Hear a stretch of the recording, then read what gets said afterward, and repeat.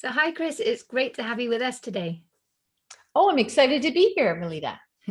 And I'm really excited today too, because I know from all the conversations I have and from my own journey as well, that building your first team and finding enough time to do everything and not go completely crazy in the process is a huge problem for everybody. And I know that this is something that you're really the expert in, and we can see just behind you there, you even wrote the book, Win the Hour, Win the Day. So I'm gonna hopefully press you for some great tips that's going to help us all a little bit later on and discuss everything productivity. But before we do that, I'd love it if you could tell us a little bit about how you came to start this business. Yeah, so I started as a marketing strategist, well over 12 years ago. And like anybody else, when I started a business, oh my heavens, the first year or two, I swear I did not sleep 8 hours, like in months and months. It was unbelievable. And as my husband said, I was constantly stealing from sleep, like in the morning, getting up earlier and staying later and later. But I thought that's what you do when you start a business and you wear that badge of honor of look how hard I'm working on this. This is a thing to do. And there's no other way. It's the grind. We see that all day long on social media. So moving the story along, it didn't take long before I realized I was losing some of my charm when I was like exhausted all the time. Right. And I realized, I'm starting to snap at people that are closest to me and that are supporting me and cheering me on. And I thought, this just cannot be. So we'll come back and unpack how I did that. But really, what I did is I moved from like 16 hours a day down to 6. And that did not happen overnight. We'll talk about that more.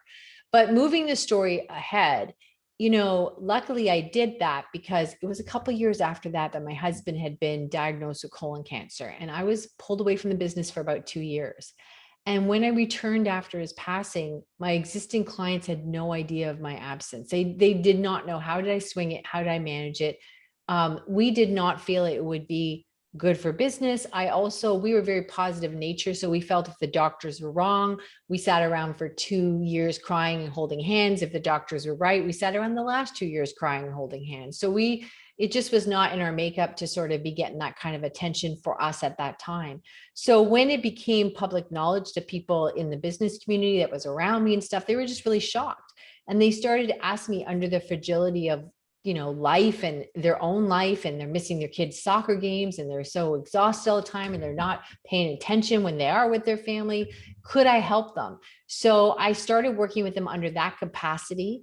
And one thing led to another. And I just realized there's so many people like you guys out there where you're grinding it out and you're now in year 3, 4, 5, 6, and you're thinking, oh my gosh, okay, I just got to hit this one last hurdle. Once I get past this one next thing, then I'll be fine. And once you hear yourself say that, you have a problem, because the idea is to constantly bring in more revenue and have more business. So you're never going to slow down, or else that's a problem. Then you have to scurry to get new business, right? So what I really want you to understand is that your business should support your life, not consume it. And it's very doable, very doable. Yeah, I love that. I like your phrasing. I lost my charm. Yes, I'm yes, going to use that in the mornings. Oh, I just yes. And lost my so, charm. It hasn't caught up with me yet. yeah. And so, then I wanted to help more people. So I wrote the book and everything just kept growing from there. So that's how it all sort of mushroomed. Yeah, I love that, and we hear it so often on the show that where you start is never where you end up, and quite Mm-mm. often. And I had a similar experience myself with my first business. That I had a young family. I was living abroad. I didn't have a support network. My husband was traveling, so I was putting everything into my business, everything into my family, and leaving nothing for me. Mm. And I didn't get there, but I found myself just staring a burnout in the face. And then it was like the wake up call. Okay, I need to do something about this. And I think the signs were there for about 2 years before that, but I didn't dare think, or didn't really face it, because I didn't know what else I could do. But once I did, then the opportunities presented itself, and then so I just started all over again, pivoted my business, became a business coach, and but from that point on redesigned everything. So my kids go to school, so I can only work part-time. As I said, I don't have a support network. My husband isn't here half the time, so I had to knuckle down and find some systems. And now I often get people say, well, how do you do it all? It's like, well, I don't. I think, you can have everything, but not at the same time. So it's really important to find those systems. But now my business is heading into the next stage. Now I need to really revamp those systems as well. So where would you recommend people start if they are finding themselves putting in those 16-hour days and feeling that this is the only way, it has to be this way, and we know it doesn't? Where can you start to turn things around? Yeah, you brought up so many important points, Melita, that I want to unpack, right? So one, you talk about energy, and I would like people to imagine, like, if you can imagine that light switch in your house, right? Think about it like, as an entrepreneur, your brain never slows down. It's always on, right? And, it's all about working hard. And I encourage you to think about that differently. So like, what if you could turn on your energy, like when you walk into a room and you turn on a light switch, so that it was there every time you needed it. There was no flicker, there was no burnout. It was just totally all the energy you needed, whenever you needed it. And you can truly do that, have that energy like the light switch in your house if things are set up correctly. And think about what that would do for your business and your family life if that was something you could totally manage. Because I was talking to one of my clients, she just started with us this week, and she said, Kris, it's Monday. And for the first time in a long time, because I'm working with you, I know you're going to get me out of this. I didn't work this weekend. But she said, my brain was on the whole weekend. So I'm sitting here in front of you and I'm still exhausted, right? So what I would say to you is, when do you start? Well, you want to start literally day one. And here's a quick example. I know for me that when I kept thinking, like, it's like you're looking at this mountain and there's these people at the top of the mountain that, inspire you, and you want to be like them when you grow up and all this stuff. And you think when you get to a certain plateau in that climb, then you can afford help and then you can do this. But I encourage you to think that really what you're doing is you're thinking from an employee mindset back in the day when you were in a traditional role and how much that cost you and the overhead and all that stuff. And you can't afford that. So when I was still going to physical appointments, I went virtual a very long time ago, like about 10 years ago. And it was because even if somebody's, was an appointment down the street for me, I realized I could just hit the button and get to the next Skype call versus driving 10 minutes, sitting in the park, waiting for them to come out of their office. Right. So I was going still to physical meetings, and I'm sitting there making notes as a marketing strategist, and I'm doing all this stuff. And I would then leave the meeting, get back to the office, and I would promise, hand to God, that I would put these notes right into the computer. They would be fine. So what usually happened is, if I was lucky that Friday afternoon, I would catch up and put all the notes in, but often it wasn't until the next Friday. And now you have to remember, these notes are meant for 20 minutes for me to get back to the office. So sometimes a potential client would call, ask me a few questions, and I'd be scrambling, and maybe oh my heavens, what if I misquoted them? It looks like I'm trying to swindle them, but I just have bad notes that were meant to last 20 minutes. So at this point, I was like, something's got to give. And so, you misquote somebody, now you lose a client. So what happened was I found a transcriptionist. Now, you don't even need these now because there's so many apps, like it's unbelievable. But at the time, what I would do is I would leave the meeting, I would sit in my car, I would talk into my phone, and then she would put them into the computer within 24 hours. Now, here's the magic of this. I don't get it, but she loved doing this. She had like 10 clients. This was her jam. Hello, boring as heck to me, but that's fine. So because this was her zone of genius, she was really fast. So some weeks I needed her for 3 or 4 hours. Some weeks I needed her for none. But the weeks I needed her for 3 or 4 hours, it cost me $12. And so of course I could afford $12. And I would also add to that, caveat to that, is when you think you can't afford help is when you really need help. That's when you need the most help, is when you think you can't afford it, because that's what's holding you up. So really, it's day one that you need to be building what I call your win team, your what is next team, so you can get to what is next. Yeah, I love that idea of starting with your what is next team. So is there a key component of that team? Is there like, or you have to start with a VA, then start with this, or is it completely different for every business? That's a great question. It's probably one of the most common questions I get at my website, www.winthehourwintheday.com. And what I would say is, it really is up to the business, but more often than not, you do tend to start with a general VA because it's just a great place to start. But what I would say is, do understand hiring a VA is not creating a win team. So again, what happens is most people in the corporate world are in a parentified system. So you get a piece, you get some work and then you hand it off to the VA, and then you kind of lean over and watch them and, parent them. Are they getting it right? And you check in on them. And then it creates a new job for you, which is the frustration I hear all the time. I don't have time for that. It's just quicker to do it myself. I don't have time for another layer in this business. Thank you very much. I'm already being crushed. So what I would tell you is, we talk about our super toolkits, which do a lot of things, but one of the primary things is that it keeps you in what we call the 60-40 win formula. So most entrepreneurs are in the web of admin about 80-90% of the time, just constantly crawling through it. And remember, you didn't start a business just to run a business. So what we want to be is, we want to be in 60% creation, meaning what is the next thing you want to create? Is you want to start a podcast, write a book, write a second book, start doing group coaching, do whatever, but you should be moving the business forward with the creation and doing 40% admin, right? So what we want to do is get things in place so that you are in that healthy 60-40 win formula. It's great to have a percentage to work to, and I often on a regular basis will write down everything that I'm doing in a day, just to check in and see where I'm wasting time, where is my focus going really, because we think we do certain things, and then when you actually track it, you're like, oh, I wasted so much time doing things that weren't needle movers in the business. So it was really great to have that 60-40 sort of formula to kind of look at, to see, well, where is this going? Is there, like, is my admin creeping up into the, is it reversed? Is it creeping up into that 60%? Yeah. Sorry, go ahead.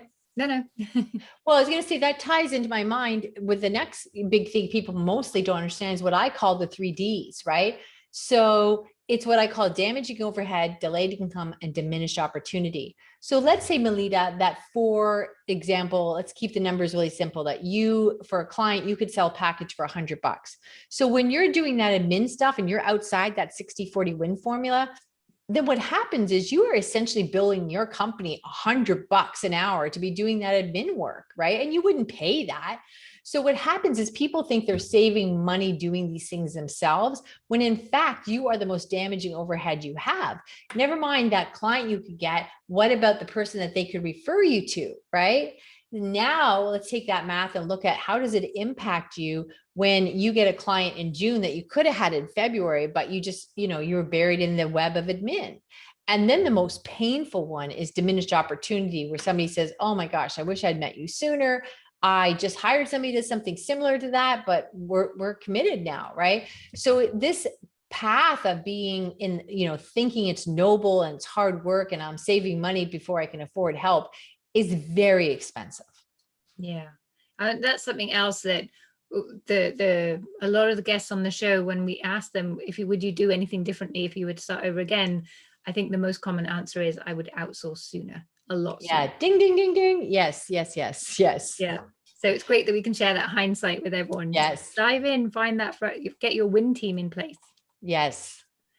So when it comes to managing your time, so we can track things and make sure that we're in this 60-40 window, that we've got the right sort of balance. But are there any sort of key tools? I'm sure you have hundreds up your sleeves, but is there any kind of basic tools people can put in place to start saving themselves a bit of time and getting a bit more productive? You said you went from 16 hours days down to 6. I mean, how did you manage that?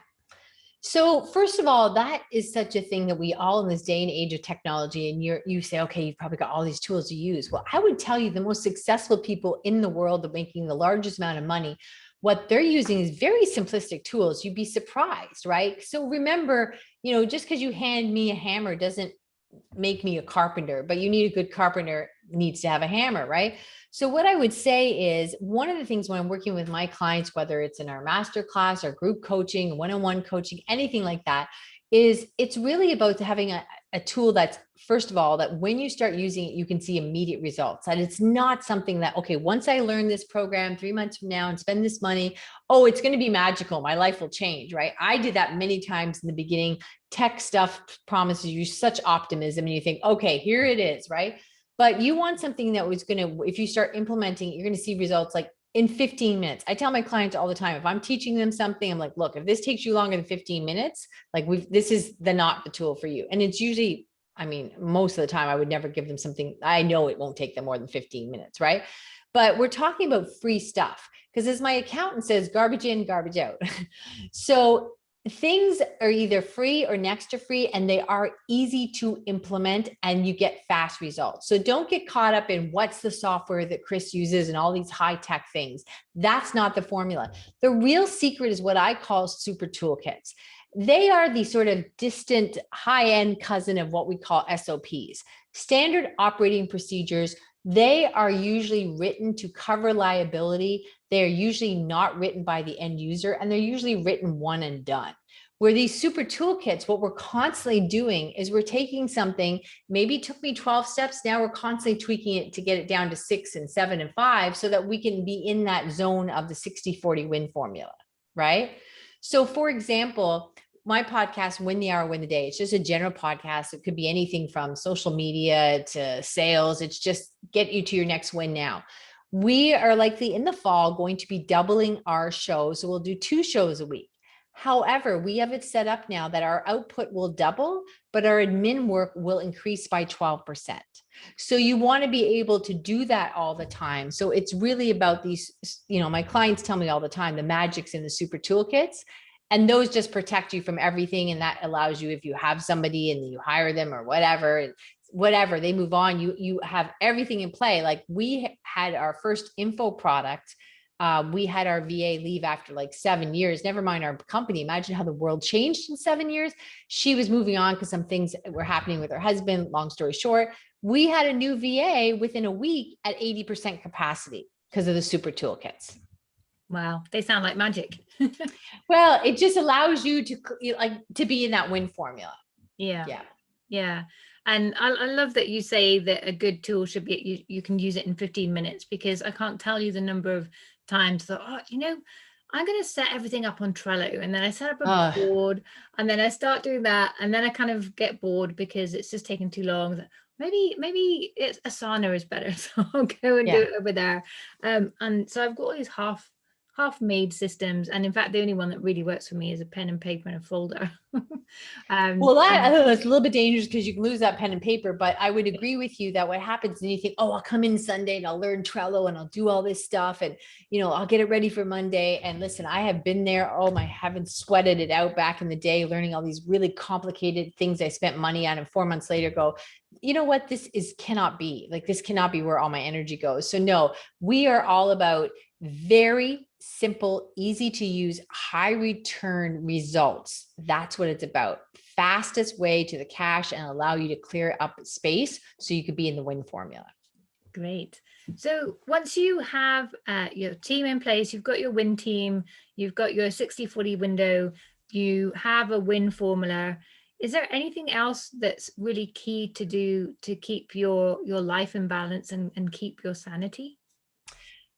Well, it's a heck of a lot easier when you're not working crazy hours. So my clients tell me all the time, within the first month of working with us, they get 25 hours back a week, right? So that is a game changer.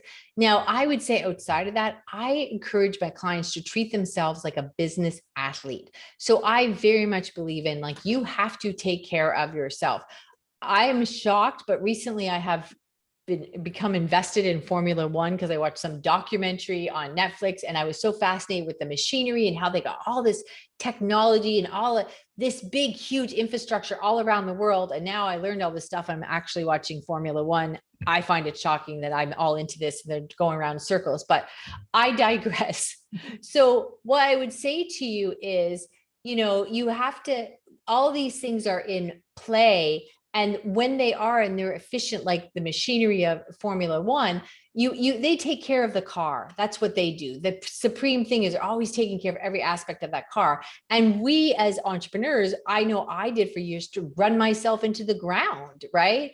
I looked horrendous. I looked older than I do now. I kept cutting my hair shorter and shorter because I didn't have time for that. First time in my life, I stopped exercising because I was getting up. So I felt nauseous. I was so tired. Who the heck could exercise? I was just trying not to throw up. I was so tired. So what I would encourage you is you have to take care of yourself. You're the biggest asset to the company. And even while I have this amazing team, they can't come on here and do this interview with you. They can't be Kriss. So I need to show up rested. I've exercised this morning. I did a little meditation.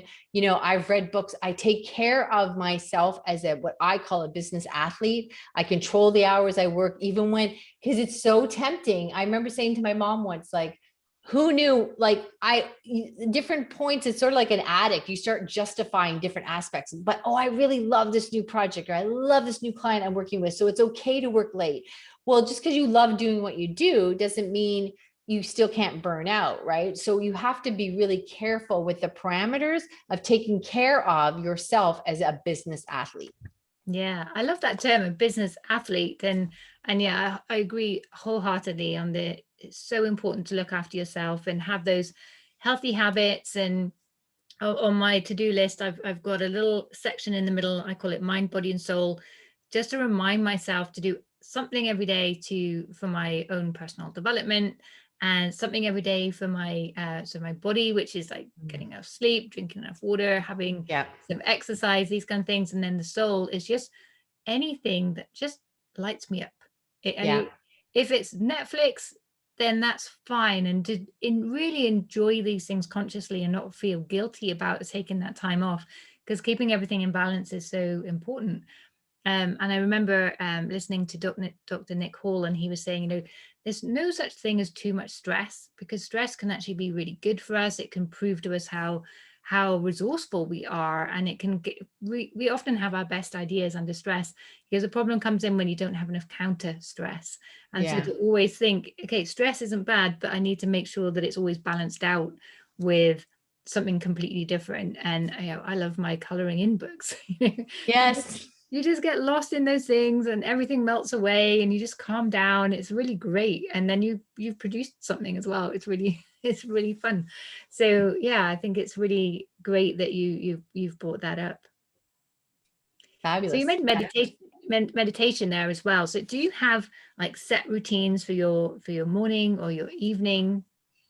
Yeah. So I get up. Listen, I only meditate like 15 minutes. I set a timer, but I am so proud of Kriss, because that is a big deal for me. So I try to clear my head. I work out every morning. In the summer, like when the weather's good, I also try to go for a bike ride at night. So I do that. And, I take a proper lunch. One of the questions I often ask people when they start working with me is, and it's so telling, and people take great pride in this, I'll say, do you eat your lunch at your desk? And they say yes. And they think, oh, this is great. Well, it's like, no, I stop. I had to learn how to chew slower. I'm not kidding you. I'm what I call a recovering rushaholic, right? Because I always thought I could just outrun the clock. That was my answer to everything.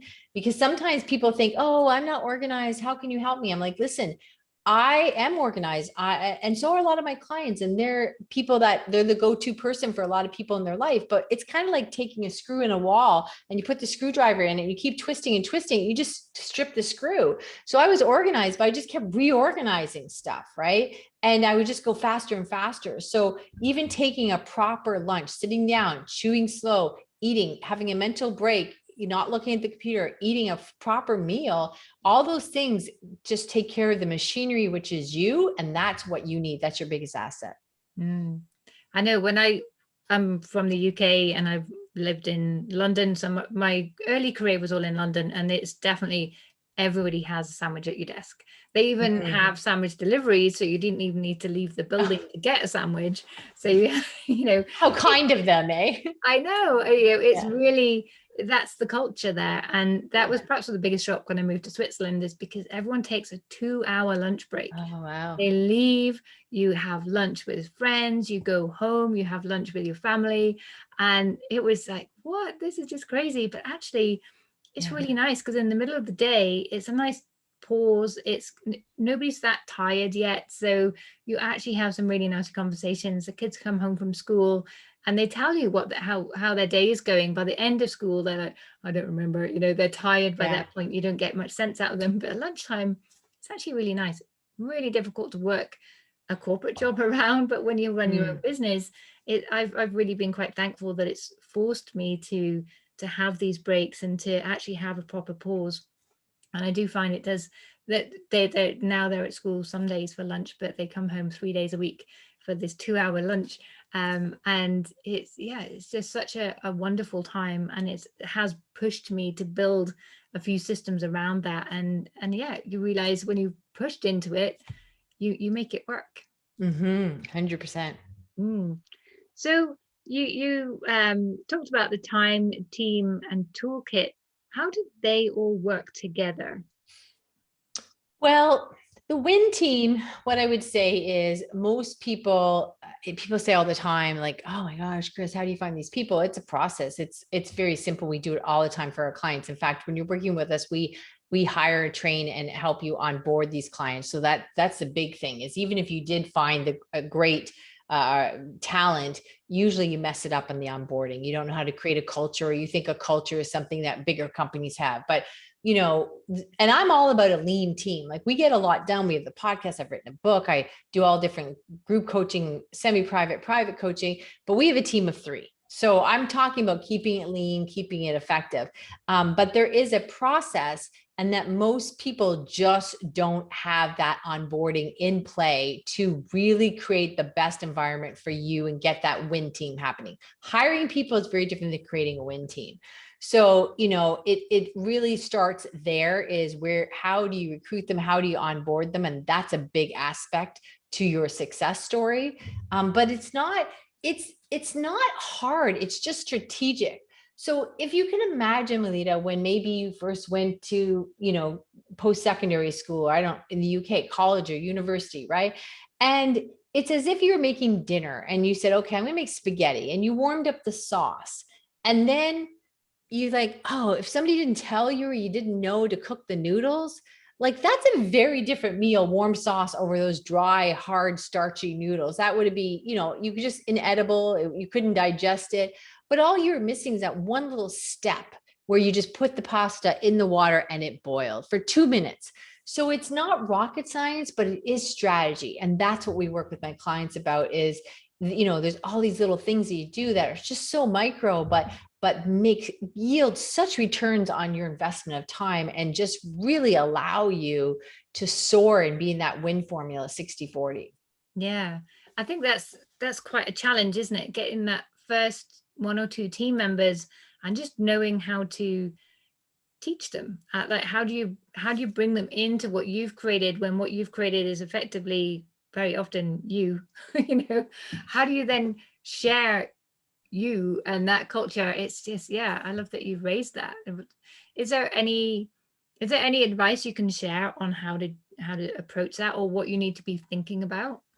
Yeah. So it's not that I'm not willing to share it. It's just something I wouldn't be doing you service to try a list of a bunch of things that you could be doing, but it is the onset of creating that culture. And a couple of things will happen is, you want to be hiring and training and onboarding people that come up with ideas. You want them to be acting like they get paid extra for every idea they have. So traditionally what happens is, if you don't set that tone up in the beginning effectively, they're just trying to do good at a new job, whoever they are, even if it's in a physical office back in the day in a corporate world. You're just trying, like, okay, I'm new here. I don't know the unwritten rules or the rules of engagement here. I'm just trying to look impressive and do my best. So without really clear sort of direction and telling you how this is how we do it here, you just end up with the same employer corporate world. And I encourage you guys to think about, picture as if you had a house plant in your left hand, and you're like, okay, I'm not normally really good with plants. Somebody gave me a plant. I'm determined to keep this alive. This is spectacular. So then you're feeling really confident. It's been 3 weeks, house plant's alive, and you say, all right, I'm ready for a second one. This is fantastic. Look at me go. I'm really proud of myself. So after the second house plant survives and you think, I really got something here. What if I turned and said, you know what, maybe I should have a farm, and I'm going to yield large crops. Now, the only difference between those 2 house plants and the farm is the output, is the volume. And I encourage you to think about your business. That's like when you have one client and two, and then you get three, and then you think somehow organically and magically this infrastructure is going to fall into play that's going to support that growth. But you're overdoing what you do in that lane. And then all of a sudden you realize, oh, I can't keep up, or this admin stuff is keeping me up at night. Oh, I just have to be more organized. And you don't understand that's a whole different career. It's a whole different game. And so then you like, what I need is more money. Oh, what, wait, now, hold on. I lost a client. Now I got to spend time getting a new client. And then I have to onboard that client. So you're just like chasing your tail like a crazy person. And it's just because somehow no one explained to you that the infrastructure of the business is everything. And you just think, oh, that sounds like a to-do list and all these other things. It's the exact opposite. It frees your brain. It compresses work. It automates things so that you can be in that creation mode 60% of the time. And you mentioned earlier about the environment. How important do you think that having the right environment for yourself is for your productivity? Well, I think, I mean, environment is everything, but usually, most people I would think at this point know what their needs are. Do you need to be in a quiet room? I mean, I have a standing desk and I found that to be absolutely unbelievably life-changing, right? It was just fantastic for me. So it's just finding out what works for you. So environment is definitely today. The environment doesn't have as huge of an impact as the other obstacles do. Mm. Yeah, I remember having quite an interesting conversation with my team, with my group coaching clients about environment. And yeah, one person was like, well, I find it really easy to, I find it more creative when I go to the coffee shop down the road because it's quite industrial. It feels like half finished. And so they find that that's really great for creativity, but that they can't do at home. But then a different environment would help them to focus. And then we had a great conversation about, okay, well, what are these different environments that help you do different things? And then we thought, well, this was before COVID, of course.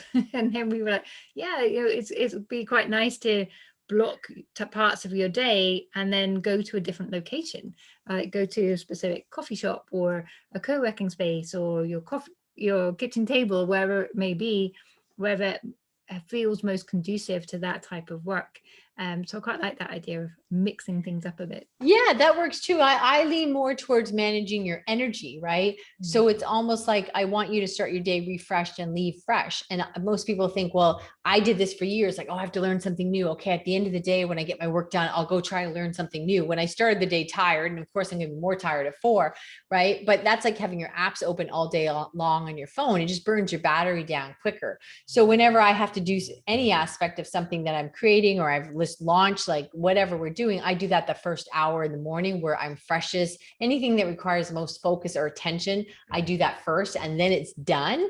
And then you can sustain that and greet that sort of assignment again tomorrow morning versus Monday at 11. And then Thursday, you try and remember where you left off and stuff. So managing your energy, I think, will enhance those environments that you're speaking of.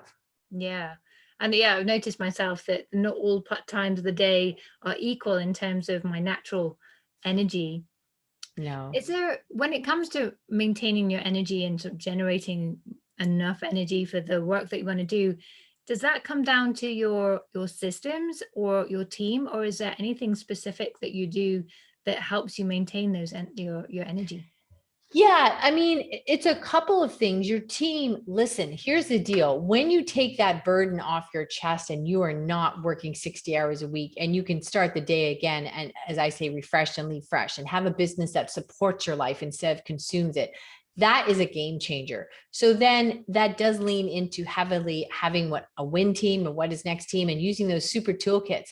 So right off the bat, you're not fighting like, somebody in an action movie trying to rescue somebody. You're not trying to rescue yourself and crawl through your day with your, with a knife in your teeth. Like, listen, I have to get this done, heck or high water. Now the printer broke and now this broke and I am going to win this. And it's the coffee spilled. It's a bloody battle. When there's ease and flow and you can depend on the outcome and it's consistent and you can manage it and you know where you are and everything isn't reactionary, and you're not dragging your bloody knuckles across the ground, it's a whole different sport. That's the thing. You're asking great questions, but all the questions, like so many of my clients, they're coming from the perspective of being beat up and defeat and being sort of, under the thumb of time and having things sort of tighten up against your throat. You're just choking with all this work, right? But it's a very different game when you flow through the day and you have things that you can depend on and they're consistent and they support you and they enhance the win formula. So you're in creation mode. It's not a game of survival. It's like you didn't start a business to run a business. That was not the initial reason, right? So there's just a whole different way of doing this. And you always think it's around the next corner, but it's not. And like you have to change what you're doing in order to see something change, right? Yeah. So it sounds a little bit like in having your system set up properly in a way that supports your business, it just gives you that additional mind space, and therefore that saves you energy. Just even that one aspect alone, because things are more, as you say, consistent, predictable. You're not always thinking, oh, where was I? And I'm really guilty of this, where I have like 20 windows open on my browser so that I don't forget what I'm doing, because at different points I need to do something else and like, what was I doing? And yeah, it's true, that is completely exhausting. Yeah. And what happens if you can picture a yellow, like, those big yellow ropes that you have, like, maybe you climb them in gym. And when they're all wound tightly together, that's how your brain should be. But you start pulling the rope away and all of a sudden you never get that rope back wound tightly. So that's what your brain looks like when you start going in all those different directions and have all those tabs open. And it really is, you're just, you're wearing that noble badge of honor of like, I'm going to work so hard, I'm going to get this stuff done. But again, we have to remember, why did we start our business? Not to run our business. We started our business because we had ideas. We wanted freedom lifestyle, freedom of creativity, freedom of choice. And so what happens is, as the business grows, there's going to be pre and post work. There's going to be administrative stuff that you have to do. And then while you try to now create, all you're doing is every day increasing the hours that you work. Like one of our clients, she was an interior designer, and she said, Kris, you don't understand. I walk into a room, I see stuff. I can't change that. Like I can't organize that or turn that into a toolkit, whatever. So we sat down with her when we first started working with her, and we figured out her average appointment was about 2 hours. So I believe we live in a copy and paste world, that there's pre and post work to everything. Even if you're a brain surgeon, there's pre and post work, right?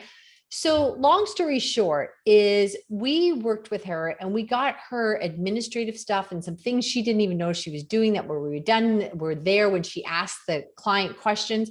And we broke it down. So there was this work done ahead before she showed up administratively, and also a follow-up that didn't need to actually be done there, which she thought it did. So now we're getting her appointments from 2 hours down to 45 minutes. So then she started stacking her appointments in the morning, and then that allowed her in the afternoon to be doing TV appearances, podcasts, speaking on stage. And it was really enlightening, quite a game changer for the impact she had, the audience she reached. And she, like anybody else, said, no, you don't understand. My work is very creative, and I'm the only one that can do it, blah, blah, blah, right? So it's just about compressing the repetitive work so that you are always able to move forward and do the next thing. Great. I love that example, because as you say, as a creative, you often think that you're the only one that can do things. So it's very inspiring to hear that there are alternatives and there's always a way. Yeah. Kris, you've shared so much incredible value. It's just been really such a great call. Is there anything that you haven't mentioned that you would like to share back, or something from your own experience that you think if people just understood this, then they're going to do great in their business? Yeah. I remember saying to my mom, like, who knew I'd have to grow up and learn how to not work so hard? Like that was the biggest compliment you could ever get from anybody. Like that, like how did I have to unlearn that? Right. So it really was something that was shocking to me. So I want you guys to understand, I'm not talking about, I see all this stuff online about keep motivated and all this entrepreneurial chat. I've never known an entrepreneur that needed inspiration to be motivated, that's the last thing they need. They just need to pace themselves and stop. I talk in my book. There's a story where what was happening was, I would work and I would just fall into bed at night from my computer. At one point, I had a computer upstairs off my bedroom, which was just insanity. And I could lay in bed at night and feel the blood rushing through my veins, wondering why I couldn't fall asleep. And of course, I'm staying up later, getting up earlier, right? And I wouldn't shut my computer down because, oh my gosh, who had the time the next morning to wait for that to reboot? That took like 5-6 minutes. Don't be crazy. I could be checking emails while my husband's getting breakfast ready, whatever, right? So it's in my book, When the Hour, Win the Day, and the computer crashed. And the guy said to me, when was the last time you shut this off? And what he was saying is my computer had not slept enough, he said. And I'm like, the computer's sleeping when I'm sleeping. What do you mean? And I realized I broke a machine. I wore it out because it wasn't resting enough. Like, what was I doing to myself? So I want you guys to hear that it's not about you just have to push through and knuckle down. It's just not that. It would be as if you were being a courier and you're delivering mail, and I gave you a bike and you could have a car. And I tell you on the bicycle, like, listen, you should be able to just go faster and harder and pedal stronger, and you'll be able to get as many packages out as the person driving the car who's got the air conditioner on or the windows down and sipping on a drink, right? Stop grinding it out. You're not the problem. I love that. Thank you so much for sharing that story. And it's really, I think it brings together everything that you've said. Kris, for anyone who is out and about, I'm going to put all your links in the show notes below, but for anyone who doesn't have access to that while they're listening, how can people find you if they want to find out more about what you do? Yeah, check me out on the socials, the obvious: LinkedIn, Facebook, Instagram. Tell me that you heard me on this fabulous show. A friend of Melita's is a friend of mine, and we'll take it from there. Yeah, or check out Free Gift, GIFT from Kriss, KRIS.com. There's some goodies in there. You guys probably don't realize, like, throughout North America and Europe, they have co-op placements for high school students. This year alone, we've had about 35 students, and this year we had 3 or 4. So each semester they need to do 200 hours. They love it. Gets them out of school, and they do all kinds of really tech stuff for you. So we got like 800 free hours this week of labor. This week, my apologies, 800 free hours of tech and admin work this year from having co-op students. So I have the ultimate guide to get 200 free hours of tech skill in there. So that's Free Gift, GIFT from Kriss, KRIS.com. Fantastic. Thank you so much for sharing that. You're very welcome. It's been a treat. Thank you, Melita.